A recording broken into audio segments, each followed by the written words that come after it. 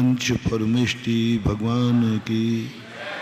आचार्य श्री गुरुवर कुंद कुंद महाराज की। आचार्य श्री गुरुवर विद्यासागर महाराज की।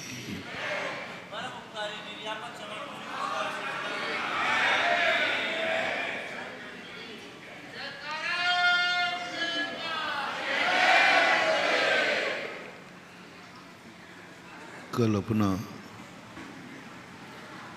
प्रसंग चला था, ऐसा क्यों होता है।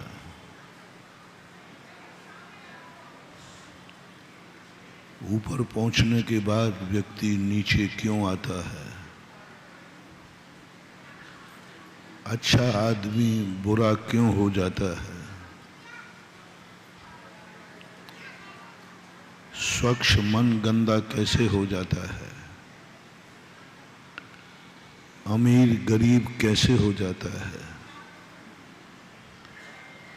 नर से नार की व्यक्ति कैसे बन जाता है।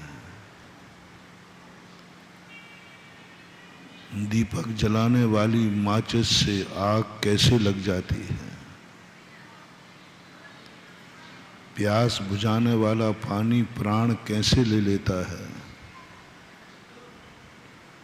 भूख मिटाने वाला अन्न बीमारी कैसे पैदा कर देता है। रोग ठीक करने वाली दवाई और बीमार क्यों कर देती है। अपने सगे लोग ही हमें क्यों धोखा देते हैं। हम देखकर चलते हैं फिर भी क्यों ठोकर लग जाती है। फूलों पर चलते हैं लेकिन फिर भी कांटा क्यों लग जाता है। जिंदगी जीना चाहते हैं फिर भी क्यों मर जाते हैं। जो कुछ भी हम सोचते हैं इससे विपरीत क्यों होता है। ये इतने सारे यक्ष प्रश्न हैं जिनका समाधान व्यक्ति नहीं खोज पा रहा। किम कर्तव्य विमूढ़ हो जाता है। क्या करे। जितनी दवाई कराओ उतना बीमार और हो रहा है। गजब तो जब होता है जितना धर्म करो उतना ही नुकसान और हो रहा है। जितनी भक्ति करो उतना और परेशानी बढ़ रही है। जो चीज जिसके लिए दुनिया में बनाई गई है सब उससे उल्टा क्यों होता है। बहुत बड़ी चीज। मैंने एक दिन कहा था संसार की हर वस्तु किसी न किसी उपयोग के लिए बनाई गई है, फायदे के लिए बनाई गई है। नुकसान के लिए तो कुछ बनाया ही नहीं गया। संसार की सारी वस्तुओं का मैंने अर्थ क्रिया पढ़ी कि ऐसी कौन सी वस्तु है जिसका दुनिया में कोई भी उपयोग नहीं है। कोई भी उपयोग नहीं। मुझे तो दुनिया में कोई वस्तु दिखी ही नहीं जिसका कोई ना कोई उपयोग ना हो। निरुपयोगी वस्तु की सत्ता होती ही नहीं है। उपयोगवान होती है। लेकिन जब अनुभव में देख रहा हूं तो हर वस्तु हानिकारक दिख रही है। हर वस्तु विपरीत दिख रही है। हर वस्तु से व्यक्ति डर रहा है। पानी पीते समय डर रहा है कहीं नुकसान न कर जाए। सोते हुए डर रहा है कहीं सुबह ऐसा ना हो कि उठ ही ना पाऊं। सो भी तुम चैन से नहीं पा रहे हो।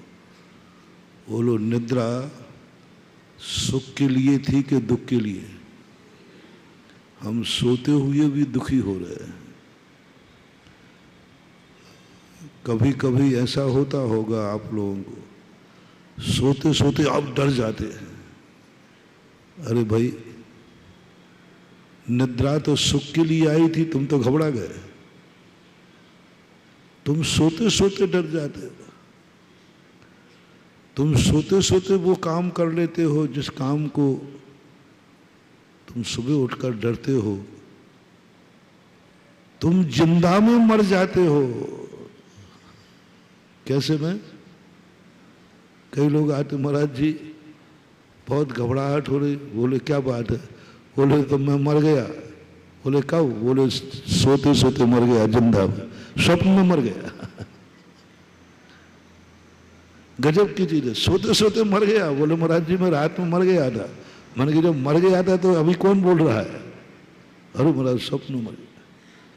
किसी जिंदा व्यक्ति को हम मरा देख लेते हैं, सुबह देखते हैं वो तो जिंदा है, तुमने उसको मरा देख लिया। कितनी दुर्घटनाएं हैं जो घटित नहीं हुई, वो मेरे दिमाग में घूमती रहती हैं। कभी प्रैक्टिस ऐसा, ये सब क्यों होता है? जब हर वस्तु उपयोगी है तो उसका लाभ हमें मिलना चाहिए। हर वस्तु जब अच्छे के लिए बनाई गई है तो हमारा अच्छा होना चाहिए। जब बनाई गई प्रॉस्पेक्टस है कि हर वस्तु अच्छे के लिए है तो फिर हमारा अच्छा होना चाहिए ना। कहाँ भूल पड़ रही है? हम सीढ़ियां चढ़ते हैं ऊपर चढ़ने के लिए, लेकिन फिर गिर क्यों जाते हैं? क्यों गिर जाते हैं? क्यों गिर जाते हैं? हम जितनी तेजी से दौड़ते हैं उतनी तेजी से पीछे लौट आते। ये जिंदगी सांप सीढ़ी बन गई है। पूरी जिंदगी को आप देखना, सांप सीढ़ी है। सांप सीढ़ी सबने देखी होगी, बच्चे खेलते हैं। वो आप गोटी फेंक करके एक एक खाना बढ़ते हैं और गोटी फेंकते समय डर लगता है कहीं वो पॉइंट आ गया,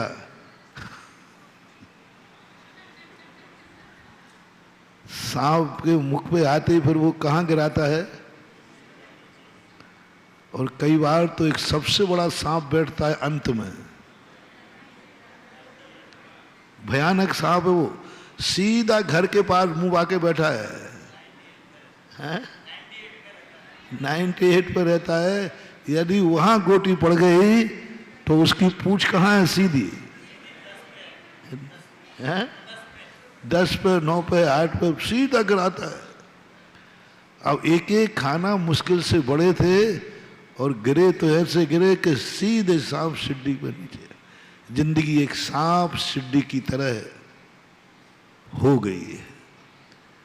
सीढ़ी पर ये सांप कहां से आ गया? नाम क्या था? सीढ़ी। और सीढ़ी के पीछे सांप इतना बलवारी हो गया, उसका नाम सीढ़ी सांप नहीं रखा। क्या नाम रखा? सांप सीढ़ी। सीढ़ी थी लेकिन सांप इतना हावी हो गया कि सीढ़ी का नाम बाद में लिया जाता, पहले उसका नाम लिया जाता। यानी सांप सीढ़ी पे, सीढ़ी चढ़ने का महत्व नहीं है, सीढ़ी चढ़ने की सावधानी नहीं है। सावधानी ये बरतना है कि सांप का मुख ना आ जाए, और वो आ जाता है। हमारी जिंदगी में भी पता नहीं कितने सांप हैं जो जिंदगी चलते चलते बीच में आ जाते हैं। जिंदगी चलते चलते बीच में आ जाते, सीढ़ी चढ़ते चढ़ते सीढ़ी पे आ जाते हैं। सीढ़ी चढ़ते चढ़ते बहुत बढ़िया जिंदगी चल रही थी, पता नहीं कहां से कौन सा हवा का झोंका आता है, खुशी शोक में बदल जाती है।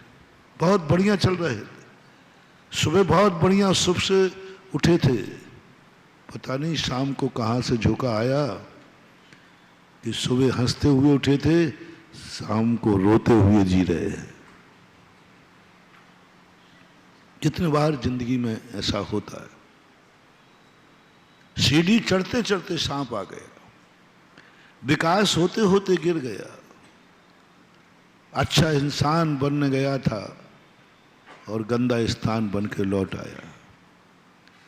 घर से अच्छे कपड़े पहनकर गए थे और शाम को कौन बच्चे को मां मारती है, मैंने तूने इतना अच्छा कपड़ा पहनाया था, तूने गंदा कर लिया। वो तो बच्चा था। तुम सुनो रे मेरे बच्चों,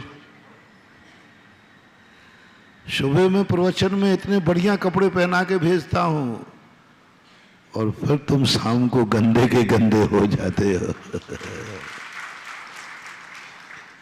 कभी मन से गंदा कर लेते हो, कभी आंखें गंदी कर लेते हो, कभी कान गंदे कर लेते हो, कभी मुख गंदा कर लेते हो, कभी मुख गंदा कर लेते हो और कभी सारी जिंदगी गंदी कर देते हो।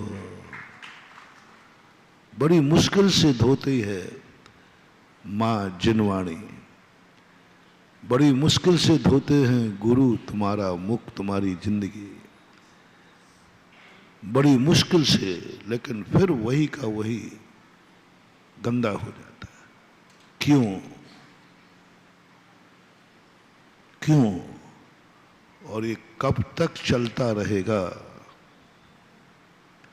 एक दिन, 2 दिन, 3 दिन, 1 भाव, 2 भाव, 3 भाव, कब तक? अनादिकाल हो गया। चलो अतीत जो हुआ सो हुआ, भविष्य में तो ऐसा नहीं होना चाहिए, लेकिन नहीं दिख रहा है कि भविष्य भी अतीत की कहानी को नहीं दोहराए।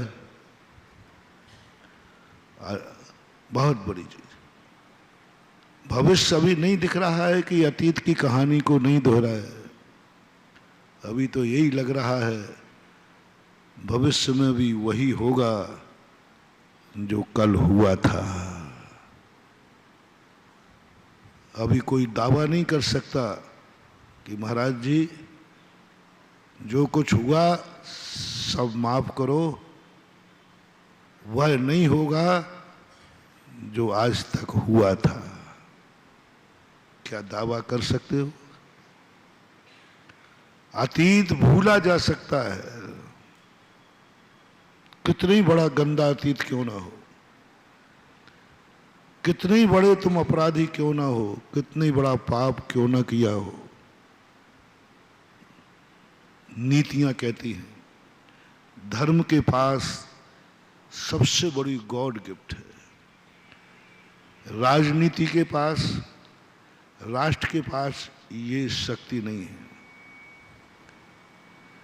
यदि अतीत में किसी ने अपराध किया है और भविष्य में यदि वो सुधरना चाहता है तो कानून उसे माफ नहीं करेगा। कानून कहेगा तुमने अतीत में जो किया है पहले उसका दंड दिया जाएगा। तुम कितनी मांगना, साहब भविष्य में ऐसी गलती नहीं करूंगा, भविष्य में अपराध नहीं करूंगा, नियम करता हूं, सौगंध करता हूं। अदालत कहेगी वो सब ठीक है, लेकिन कल जो किया था, जो जिंदगी भर करते आए हो, भगवान तौर से करते आए हो, पहले उसकी सजा भोगो। कानून अतीत को भुलाता नहीं, और कानून का ही एक प्रतिबिंब है कर्म। कर्म कभी अतीत को नहीं भुलाता, कभी नहीं भुलाता। कितने कर्म से कहो कि हे कर्म, तो मैंने जो अतीत भवों में किए हैं वो माफ करना, हम भविष्य में नहीं करेंगे। कर्म इतना दुष्ट है, वो कहता है बाबा जी तुम कितनी प्रतिज्ञाएं कर लो, जो तुमने अतीत किया है वो तो तुम्हें भोगना पड़ेगा, चाहे भली तुम भगवान बन जाओ तो भी भोगना पड़ेगा। बड़ी विचित्र से कानून की मैंने बता दिया। कर्म भी एक ऐसे ही भौतिक है। भौतिक शक्तियों में ज्यादा अतिशय नहीं होता। भौतिक शक्तियों में माफीनामा नहीं है, भौतिक शक्तियों में क्षमा नहीं है। वहां तो अपराध है तो दंड है। और कर्म भी भौतिक में आते, ये जड़ में आते।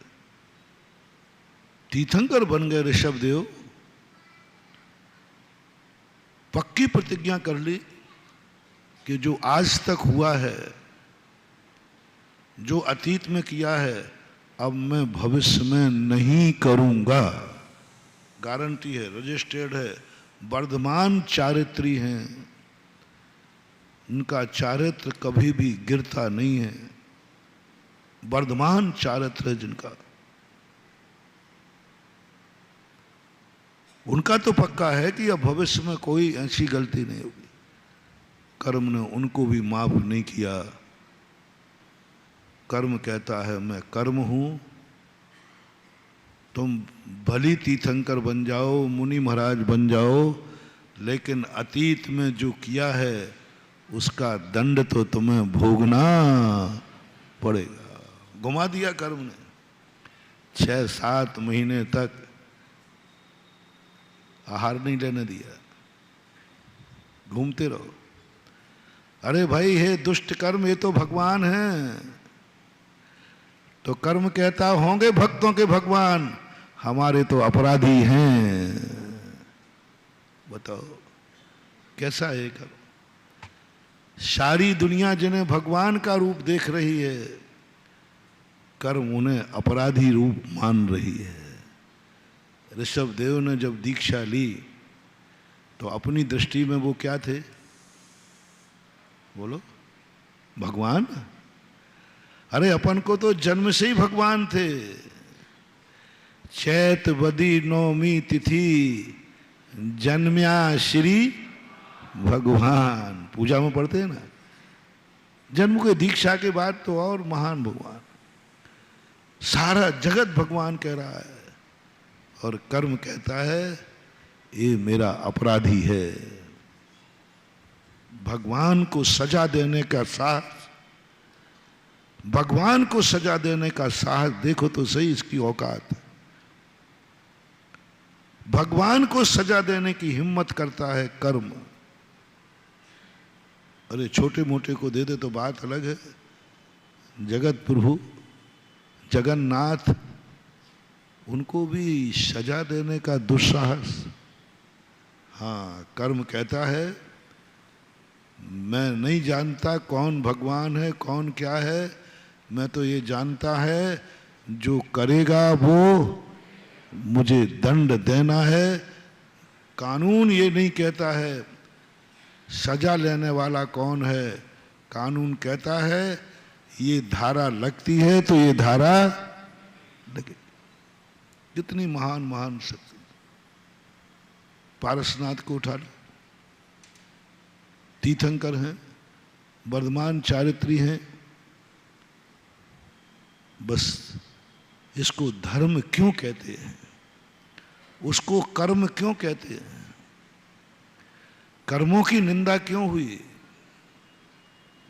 कर्मों की बुराई क्यों हुई, क्यों लिखा गया ये कर्म दुष्ट हैं, क्यों कहा गया कर्म अरी हैं। दुश्मन कभी माफ नहीं करता। क्यों है ये अरी, क्यों है ये कर्म दुष्ट, इनको दुष्ट क्यों कहते हो आप लोग? कर्म बड़े दुष्ट हैं, मन माने दुख दें, काहू से नाही डरें जी। क्या बात है, काहू से नाही डरें जी। उनका नाम ही रख दिया अरी, इसलिए उनको कर्म कहते हैं। फिर मैंने सोचा धर्म को धर्म क्यों कहते हैं? अनेक गुणों के साथ जो सबसे बड़ा गुण देखा हमने धर्म के पास, महानुभाव, मोटिवेशन, स्वीकार करना। धर्म, जो कुछ भी धर्म के पास है, धर्म हमें ऊंचाइयों पर ले जाता है, ये सब कोई बड़ा आश्चर्य नहीं है। धर्म की परिभाषा यही बनाई पूज्यवर समंत भद्र महाराज ने, देशयामी समीचीनम धर्मम कर्म निवर्णम संसार दुखता शत्वान यो धरति उत्तमे सुखे। मैं उस धर्म को कहूँगा जो जीवों को उत्तम सुख पर स्थापित कर देता है। ये तो लोभ हो गया, सब व्यक्ति धर्म स्वीकार कर लेते, ये कोई महानता नहीं हुई। महान व्यक्ति के पास जाकर के महान बन जाए, ये कोई महानता नहीं हुई। अमीर व्यक्ति की संगति में कोई अमीर बन जाए तो ये कोई महानता नहीं हुई, कोई महानता नहीं, क्योंकि वो महान है, क्योंकि वो महान है।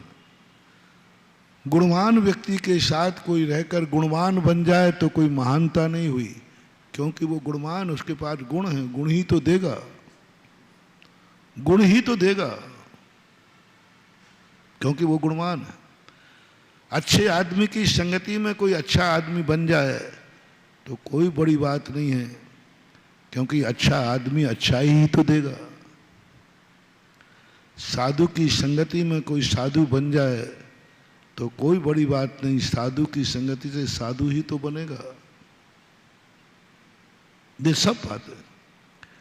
ये खोज जो मैंने की है शास्त्रों में धर्म की, बड़ी विशेषता है कि धर्म वो है जो अतीत के सारे अपराधों को माफ कर देता है। क्षमा मांगना सरल है,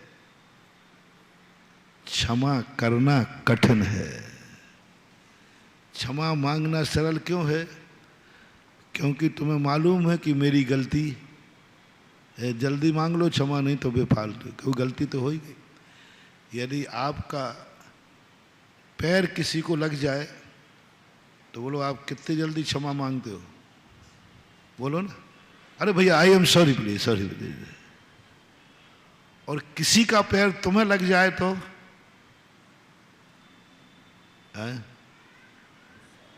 महाराज पैर तोड़ दो। क्षमा मांगना सरल है, क्योंकि वो तो मुझे मालूम है कि मेरी गलती हुई है, इसलिए क्षमा मांगने में कोई आश्चर्य नहीं है।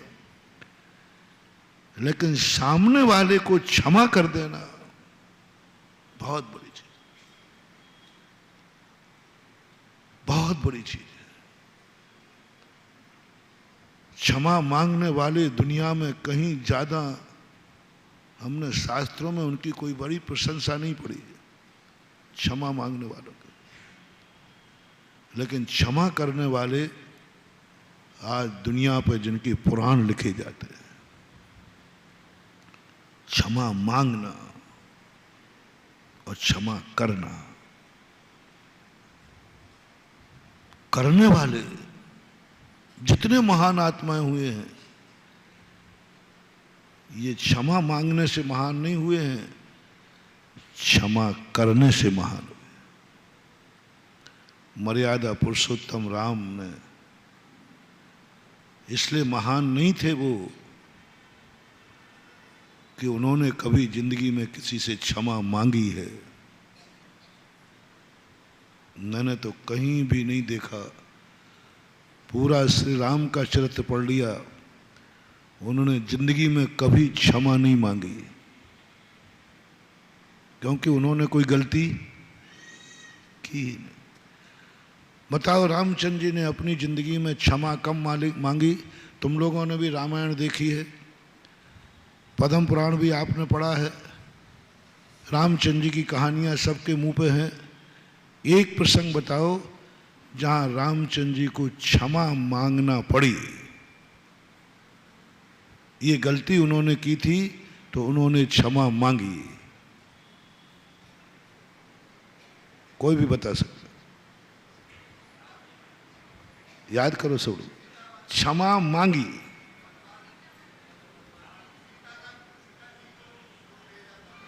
क्षमा मांगी। यूं मांग ली तो बात अलग है, वो तो बड़े आदमी पे नहीं काम कर, भैया कछु गलती हो गई वो भूल चूक लेना देना, वो क्षमा से मतलब नहीं है। ये तो बड़े आदमी का नेचर है कि वे गलती नहीं होवे तो भी कहते भैया कछु हो गई हो तो क्षमा करियो। अपराध करने पर क्षमा मांगी हो, जो अपराध स्पष्ट है और उन्होंने कहा हो यह अपराध मेरे से हुआ, क्षमा करना। चलो कोई एकाध अपराध का याद आ जाए तो ठीक है, एक आध बार का मान लो। रामचंद्र जी की जिंदगी में सबसे बड़ा प्रसंग बताओ जिसमें क्षमा मांगी नहीं हो, क्षमा की हो। सबसे बड़ा प्रसंग कैकई से क्षमा मांगी है कि कैकई को क्षमा किया है? सबसे बड़ा प्रसंग। कितना बड़ा अपराध कैकई का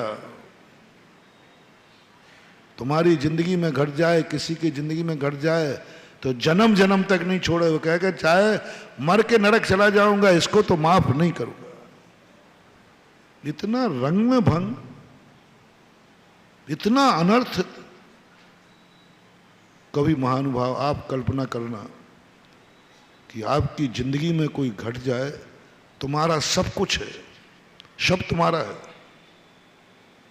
कानून से तुम्हारा है, धर्म से तुम्हारा है, समाज से तुम्हारा है, परिवार से तुम्हारा है, और एक व्यक्ति ने खड़े होकर कह दिया ये तुम्हारा नहीं, तुम छोड़ दो। रामचंद्र जी कर्मों से राजा थे, बड़े पुत्र थे, ज्येष्ठ पुत्र थे, समाज से मान्य थे, समाज उनको राजा चाहती थी, साधु संतों की दृष्टि में वो राजा के योग्य थे, पूरा परिवार उनको चाहता, कहीं से तो एक माइनस पॉइंट नहीं था। बोलो रामचंद्र जी की राजगद्दी के पक्ष में कौन कौन था? कानून के पक्ष में था कि नहीं? समाज और हम साधु संत भी, देवता भी, मार संसार के अंदर दो व्यक्ति थे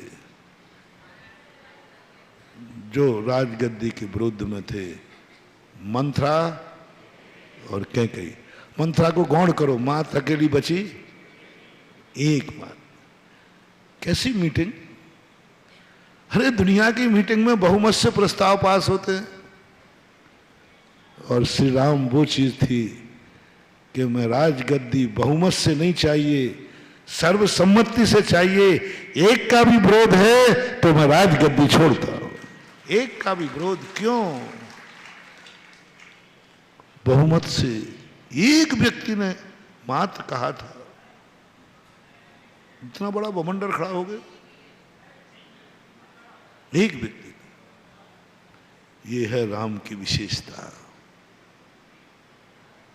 और किंचित मात्र भी रोष नहीं, किंचित मात्र भी खेद नहीं, किंचित मात्र भी विषाद नहीं, छोड़ दिया यूं तुरंत, एक सेकंड भी नहीं लगाया। ये भी नहीं कहा मैं सोचता हूं, मैं अपनी मां कौशल्या से सलाह करता हूं। कहा था क्या? अरे भाई मेरी पत्नी है, आप लोग कम से कम, अरे भाई अर्धांगिनी है उससे तो पूछ लो। रामचंद्र जी ने यह भी नहीं कहा कि मैं सीता से पूछता हूं, ये भी नहीं कहा कि मैं लक्ष्मण भैया से पूछता हूं। किसी से नहीं पूछा और निर्णय कर लिया, और निर्णय ऐसा किया कि क्षमा के साथ पैर पड़ लिए, आशीर्वाद ले लिया, कोई रोष नहीं। उनकी क्षमा की चरम सीमा जब होती है, वैष्णव दर्शन के अनुसार दशरथ स्वर्ग से एक बार रामचंद्र जी को लंका में आते हैं। रामचंद्र जी उस समय आए जिस समय रावण के मरने के बाद रामचंद्र जी लक्ष्मण को अपने दुश्मन की चिता में भेजते हैं, जाओ रावण का दाह संस्कार सम्मान के साथ करो, राजा का मरण हुआ है। लोग दंगे रह गए, दुश्मन का मरण हुआ कि राजा का। रामचंद्र जी लक्ष्मण को भेजते हैं, राजा का मरण हुआ है लक्ष्मण, दुश्मन का मरण नहीं हुआ। मैंने मारा तो दुश्मन को है, लेकिन मरण राजा का हुआ है। मारा किसको है और मरण किसका हुआ? राजा का। उस समय स्वर्ग से दशरथ आके कहते हैं, राम तुम इतने आदर्श, तुम इतने क्षमा करने वाले, रावण ने तुम्हारा सर्वनाश कर दिया, तुम भूल गए वो दुख और उसकी अर्थी के लिए भाई को भेज दिया, भूल गए तो मांगो क्या मांगना चाहते हो। देखो मानो गजब की चीज, धर्म और धर्मात्मा की विशेषता बता रहे हैं। आप लोग यदि धर्म धर्मात्मा हो तो अपने आप को आज प्रमाण पत्र ले लेना, और नहीं हो तो अपने आप को धर्म के नाम पर पाखंडी कह देना। क्या कहते हैं श्री राम? पिताजी यदि आप खुश होकर मुझे वरदान देना चाहते हो तो बस मैं एक ही वरदान मांगता हूं, मेरी माता को, मेरी माता कैकेयी को माफ कर देना।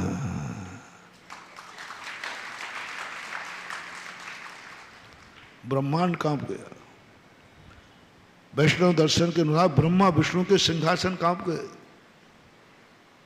क्योंकि दशरथ ने जब राम के लिए वनवास भेजा था ना, दशरथ ने कहा था आज से मैं तेरा परित्याग करता हूं, मैं तेरा पति नहीं, तू मेरी पत्नी नहीं। दशरथ ने परित्याग कर दिया था रोष के साथ। तो रामचंद्र ने कहा मुझे कुछ नहीं चाहिए, बस मेरी माता कैकेयी को आप माफ कर देना। दशरथ कहते हैं राम कौन सी मूर्ति है तू, जैसी तू भाषा बोल रहा है, इतनी अच्छी भाषा, इतना अच्छा सोच, इतना अच्छा विचार तो तेरे बाप दशरथ का भी नहीं था और आज भी नहीं है मेरा। मैं देव बन गया तो भी आज मेरा मन इतना पवित्र नहीं है, किसके लिए मांग रहा है माफी? बोले बस मेरी जिंदगी में एक ही सब है कि मेरे कारण से आपने मेरी माँ का परित्याग किया है। रोंगटे खड़े हो जाते वापस। ये है धर्म की विशेषता, जिसके अंदर धर्म अवतरित हो जाता है, दो कितने भी उसके साथ अपराध कर दो, वो सदा क्षमा का भाव रखता है। आपको धर्म की पहचान बता रहा हूं, आपके अंदर धर्म प्रकट हुआ है या नहीं। तुम क्षमा मांग रहे हो इसलिए मैं तुम्हें धर्म का प्रमाण पत्र नहीं दे सकता। महाराज जी मैं गलती होगी, हम सदा क्षमा मांग लेंगे। आप लोग कहते हो मेरी गलती हो तो मैं 100 बार क्षमा मांग लूं, 100 बार मांग लो महाराज, क्या बात है, गलती है वो तो मुझे मालूम है तुम मांग लोगे, क्योंकि तुम्हारी अटकी है ना, गलती तो हो गई है। यदि मेरी गलती हो तो मैं 100 बार क्षमा मांग लूं। बोलो इसको आप सब लोग तैयार हो के नहीं? बोलो ना, हमारा जो गलती से दिखा दो, मैं तो भरी सभा में 100 बार मांग लो भैया। क्यों जगदीश बाबू? यदि तुम्हारी गलती हो जाए, वो तो गलती करते ही रहता है। तो अभी अरे महाराज जी यदि मेरी गलती कहीं निकाल दो तो भरी सभा में मैं क्षमा मांग। ये अच्छे आदमी की निशानी नहीं है। अच्छा आदमी तो है लेकिन प्रमाण पत्र नहीं दूंगा। बस ये कहना शुरू करो, कोई 100 गलतियां भी कर दे तो भी मैं क्षमा कर दूंगा। ये है महानता। क्या है महानता? दोनों में 100 लगा हुआ है। मेरे से गलती हो जाए तो मैं 100 बार क्षमा, अब मैं उल्टा कर रहा हूं, सामने वाला 100 गलतियां भी करे तो भी मैं क्षमा कर दूंगा। बोलो दोनों में कठिन कौन दिख रहा है? दूसरा वाला बहुत कठिन है। इसमें मान को ठेस लगती है। क्षमा मांगने में मान को ठेस नहीं लगती, क्षमा करने में मान को ठेस लगती है। और वो राम ने किया, राम ने किया, क्षमा कर दिया। रावण को क्षमा कर दिया, रावण को क्षमा कर दिया, लंका वासियों को क्षमा कर दिया, सब कुछ। आज धर्म का सबसे बड़ा मोटिवेशन दे रहा हूं और आपकी पूजा में यही लिखा है, घर ते निकारे तन बिदारे, है ऐसे ही आए ना। और एक भावना में आए, दुर्जन है, क्रूर है, कुमार्गी है, दुर्जन क्रूर कुमार के रथों पर क्षोभ नहीं मुझको आवे। क्या बात है। दुष्टता दुष्टता कर रहा है। आप लोग पूछोगे महाराज कितना सहन करूं, कितना क्षमा करूं, ये बता दो। आप तो सीमा बता दो।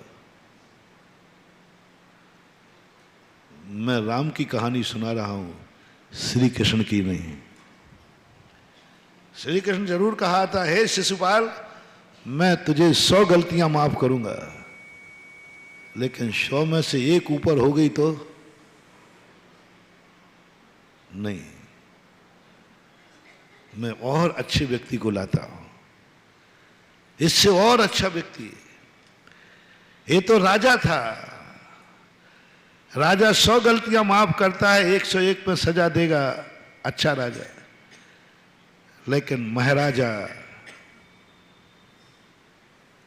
और बड़ा पारसनाथ, कब तक माफ करना है?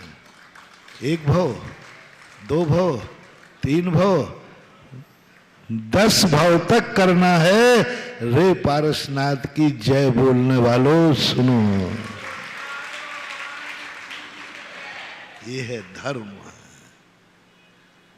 10 भव तक क्षमा मांग लेना बहुत शर्म है। 10 भव तो क्या, जन्म जन्म तक भी तुम क्षमा मांगते रहोगे, मांग सकते हो।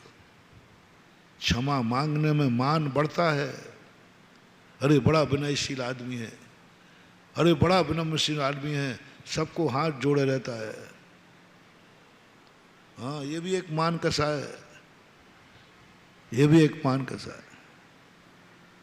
हाँ ये मत समझना ये जो क्षमा मांग रहा है,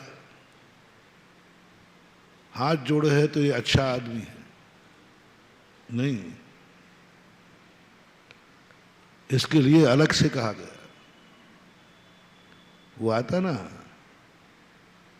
चीता चोर कमान, नमन नमन में फेर है, अधिक नमे बेईमान, दगाबाज दूनो नमे, चीता चोर कमान। नमन नमन में फेर है, अधिक नमे बेईमान। नमन नमन में फेर है, अधिक नमे, बहुत बड़ी बात। चीता चोर कमान, चीता सबसे ज्यादा नभता है, समझ लेना बार करने वाला है। और चोर और कमान, तीर, तीर जितना ज्यादा ये कमान झुक रही है, समझ लेना उतनी तेजी से तीर आने वाला है।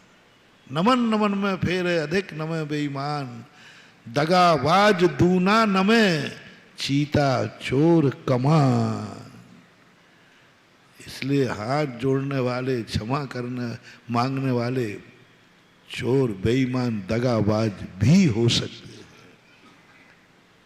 लेकिन क्षमा करने वाला चोर दगाबाज बेईमान नहीं होता, नहीं होता। उसने क्षमा की है, उसने तो नुकसान उठाया है, उसने तो राज हाथ से गया है, उसके बाद भी क्षोभ नहीं। क्षमा मांगने वाले ने तो दूसरे का राज छीना था, तो लौटा दिया। भैया ये पकड़ो, गलती हो गई हो तो स्वयं का क्या गया? तुमने दूसरे की वस्तु ले ली थी और लौटा दी और क्षमा मांग ली, तुम्हारा क्या गया? लेकिन तुम्हारी वस्तु सामने वाले ने ले ली, तुम तो लुट गए, तुम्हारा तो राज्य चला गया, तुम्हारा तो सिंहासन चला गया। फिर भी तुमने कहा क्षमा वीरस्य भूषणम।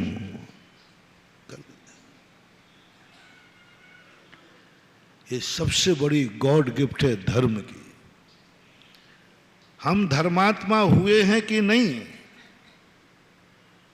आप इतना धर्म कर रहे हैं, भगवान भक्त है, मुनि भक्त हैं, इसमें कोई संदेह नहीं। आप जैनी हैं, इसमें कोई संदेह नहीं। लेकिन आपके अंदर धर्म प्रकट हुआ है क्या?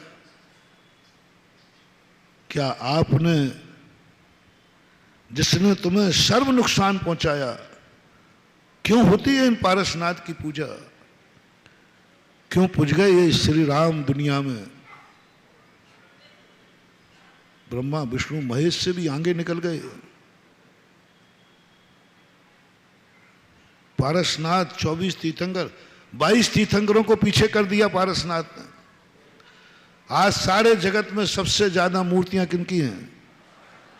और 24 भगवानों में यदि आपको चयन करने का मौका दिया जाए तो आप किसको चयन करेंगे? जो चीज ग्राहक ज्यादा पसंद करता है ना, तो जब 24 ही बनती है तो 3-4 भगवान हम अपने कोठे में रख लेते हैं। आदिनाथ, पारसनाथ, चंद्र प्रभु, शांतिनाथ। आजकल मुनि सुब्रत नाथ भगवान का भी रेट बढ़ गया है। तो हम कहते भाई इन 5 भगवानों को छोड़ करके जो लेना चाहो, क्या खाक ले। फिर 5 भगवानों को मैं कहता हूं बोली लगा लो, और सबसे महंगी बोली जाती है माने कि भगवान आप में है क्या? 23वें नंबर के भगवान में क्या है जो 21वें नंबर भगवान में नहीं है? शास्त्रों में देखा तो सब बराबर है। हम कहते भी हैं भैया देखो भगवानों में भेद मत करो, सब भगवान बराबर हैं। पुष्पदंत हो, चाहे श्रीयांशनाथ हो, चाहे शीतलनाथ हो, धर्मनाथ, सब भगवान बराबर हैं। बोलो सब भगवान बराबर हैं कि नहीं? थोड़ा जोर से। हाँ महाराज आप सही कह रहे हैं, यही बात है। लेकिन बोली तो पारसनाथ की लूंगा। सब कह रहे हो, सब जान रहे हैं, लेकिन मौका पड़े तो मैंने सोचा प्रभु पारसनाथ आपने ऐसा क्या किया? 40 गुण सबके पास है, 34 अतिशय सबके पास, सबके पंच कल्याणक हुए हैं। कोई किसी में किंचित मात्र भी, सिद्धांत ग्रंथों के अनुसार 24 तीर्थंकरों में किंचित मात्र भी अंतर नहीं, किंचित मात्र भी। बल्कि और भगवान स्वर्णवर्णी थे, गोरे चिट्टे थे, ये तो काले थे, है ना? 2 गोरे 2 सावरे, 2 हरिया 2 लाल, 16 कंचन वर्ण हैं, 24 16 कंचन वर्णी है, पुष्पदंत कंचन वर्णी है, श्रेयांसनाथ कंचन वर्णी है, शीतलनाथ कंचन वर्णी है। कंचन वर्णी लो ना, नहीं नहीं महाराज वो काली ठीक है, काले काले नांगों वाले कालो बाबा की। हाँ, जान रहे हो कि एक बार एक जिज्ञासा प्रश्न आया, बोले महाराज जी आप काले रंग का विरोध करते हो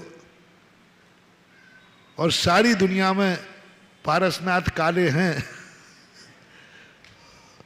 और सब उन्हीं को पसंद करते हैं। क्या मैंने पूरा इनका जीवन चरित्र पढ़ा, कोई विशेषता नजर नहीं आई, बस एक विशेषता नजर मिली जो अन्य तीर्थंकरों के जीवन में घटित नहीं हुआ, नहीं हुआ।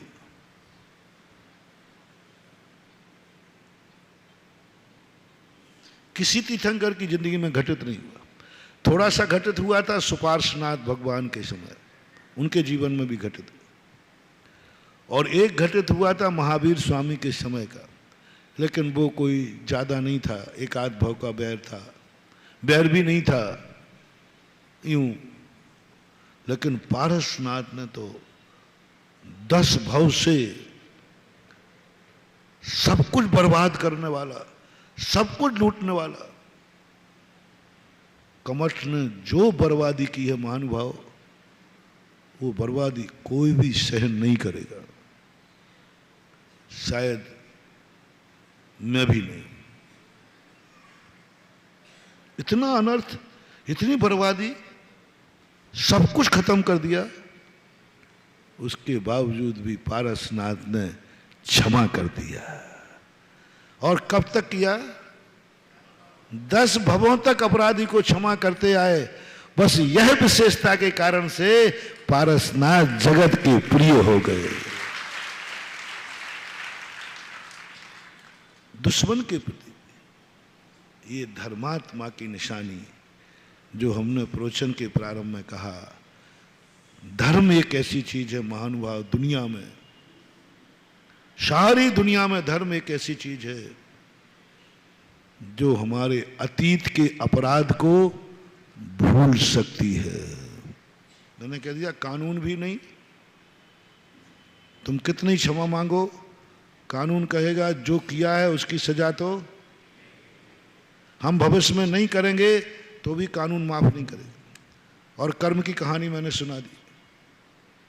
कर्म भी कहता है आप कुछ भी बन जाओ, महाराज बन जाओ, भगवान बन जाओ, कुछ भी बन जाओ, लेकिन आपने जो अपराध किया है उसकी सजा तो तुम्हें भोगना पड़ेगी, माफ नहीं होगा। अब आइए धर्म के पास। मात ए गॉड गिफ्ट, ये नेचर। धर्म महान क्यों है? ये कहता है अतीत में तुमने कितने अपराध किए हैं, कितने अपराध किए हैं, मैं सब माफ कर दूंगा, बस एक नियम ले लो कि जो अपराध हुए हैं आज तक भविष्य में नहीं होंगे, बस इतनी सी बात, बस इतना सा कह। अंजन चोर से जब अंजन चोर कैलाश पर्वत पर पहुंचा, कोई कहते हैं नासिक के पास एक अंजनगिरी है, वहां पहुंचा और महाराज के पास पहुंचता है। सुबह सुबह सूर्य की किरण निकलती महाराज से एक ही बात पूछा, गुरुदेव मेरा कल्याण हो सकता है क्या? देखना, मेरा कल्याण करो, मैं कल्याण चाहता हूं, मेरा कल्याण कीजिए गुरुदेव। ये वह व्यक्ति कह सकता है जिसको मालूम है कि मैं कल्याण के योग्य हूं, मैंने कोई अपराध किया ही नहीं है, तो क्या शब्द नहीं लगाएगा, क्या शब्द नहीं लगाएगा? जिसने जिंदगी में कोई अपराध नहीं किया वो सीधा जाएगा, महाराज मुझे दीक्षा दीजिए, महाराज मेरा कल्याण कीजिए, आप मुझे व्रत और नियम दीजिए, महाराज मुझे भगवान के अभिषेक करने का नियम दीजिए। मुझे स्वाध्याय करने का नियम दीजिए, मैं दान देना चाहता हूँ, मुझे दान देने का आशीर्वाद दीजिए, दान का आशीर्वाद दीजिए, मंदिर का आशीर्वाद दीजिए, अभिषेक का आशीर्वाद दीजिए। मैं जब भी मुनिराज आए उनको आहार दे, ये आशीर्वाद दीजिए। ये कौन मांगेगा? जो जैनी है। जैनी वो सीधा मांगेगा, क्योंकि उसे मालूम है मैं जैनी हूं। लेकिन जो जैनी नहीं है, जो दुर्गुणी है, वो क्या कहेगा? क्या महाराज मैं भी अभिषेक कर सकता हूं क्या?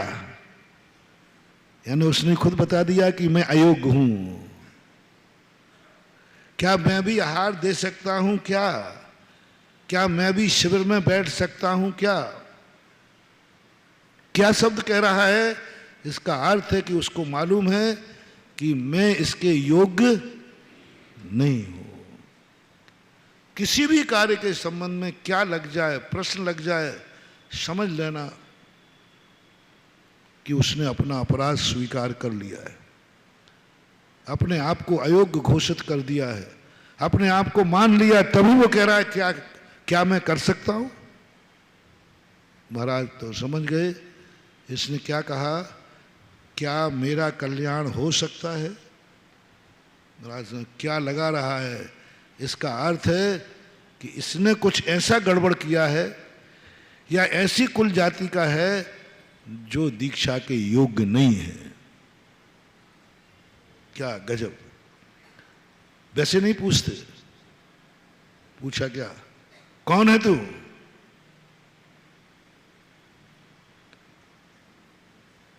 मैं चोर हूं, मैं चोर हूं, मैं पापी हूं, मैं व्यसनी हूं, संसार के समस्त पापों को करने वाला मैं पापी हूं। महाराज ने कहा क्या बात कर, पापी और इतना सत्य बोल रहा है? पापी इतना, पापी तो पाप कबूल में बोलते ही नहीं, और बोले तो हकलाता है। और उसने तुरंत जवाब दिया मैं पापी हूं, मैं चोर हूं। बस ये दो बातों को सत्य की बात लेते ही महाराज ने कहा हो सकता है, हो सकता है, तेरा कल्याण भी हो सकता है। कैसे?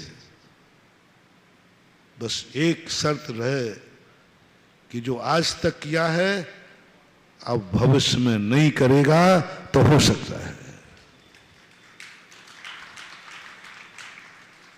ये नहीं पूछा कि तूने क्या किया है, उसकी पहले सजा भोग, पहले उसका प्रायश्चित कर। ओह, मैंने देखा कि प्रायश्चित तो दिया ही नहीं। प्रायश्चित कर इसका पहले, जो अभी तक तूने पाप किए हैं, अभी तक जो चोरियां की हैं, उसका प्रायश्चित कर, उसका प्रतिक्रमण कर, उसकी सजा भोग। उन सब से जाके क्षमा मांगो, उन सब का माल लौटाओ जिन जिन के यहाँ चोरियां की हैं, माल लौटा के आओ, सबसे क्षमा मांग के आओ। और पहले मेरे से कहे कि हे गुरुदेव, मैंने जो गलतियां की हो वो सब क्षमा करना। ये नहीं कहा, पहले क्षमा मांग, पहले प्रायश्चित कर, पहले प्रतिक्रमण कर। कुछ नहीं कहा। मैंने बड़े गौर से पढ़ा, मैंने कि इतना बड़ा पापी आया है, पहली बात तो लौटाना चाहिए, सबका माल लौटा के आ, सबसे क्षमा मांग के आ, वो भी नहीं। अरे कम से कम ये तो कहते पहले प्रतिक्रमण कर जो तूने पाप किया है, प्रायश्चित देते पहले उसे।